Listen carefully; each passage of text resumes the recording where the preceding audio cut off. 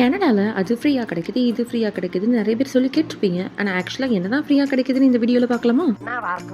கனடால கம்ப்ளீட்டா எஜுகேஷன் ஃப்ரீங்க. First grade to 12th grade நம்ம கையில இருந்து ஒரு பைசா கூட குடுக்க வேண்டாம். இதுல என்ன ஆச்சரியமான விஷயம் இருக்கு? இது நம்ம ஊர்லயும் தானே ஃப்ரீயா குடுக்குறாங்க அப்படின்னு நீங்க நினைப்பீங்க. ஆனா இங்க சப்ளைஸ் பிளஸ் டிரான்ஸ்போர்ட்டேஷன் குழந்தைங்களுக்கு first standard to 12th grade கம்ப்ளீட்டா ஃப்ரீ. மோரோவர் ஸ்டூடெண்ட்ஸ் எல்லாரும் சந்தோஷப்படுற மாதிரி ஒரு விஷயம் இருக்கு. என்னன்னா first standard to 9th standard எக்ஸாம்ஸே கிடையாதுங்க. அண்ட் செகண்ட் திங், கனடால மெடிக்கல் கேர் கம்ப்ளீட்டாக ஃப்ரீங்க. அதில் என்னெல்லாம் கவர் ஆகுதுன்னா doctor visit, hospital admission, lab test, surgeries, child birth, அப்புறம் நமக்கு தேவையான மாத்திரை மருந்து, இப்படி எல்லாமே கவர் ஆகுதுங்க. இது என்ன பிரமாதம்? இதை விட பெசலைட் ஒன்று இருக்கு. உங்களுக்கு குழந்தை இருக்கா, நாங்கள் காசு தரோம் அப்படின்னு கவர்மெண்ட் சொல்கிறதாங்க. அதுதாங்க சைல்ட் கேர் பெனிஃபிட்.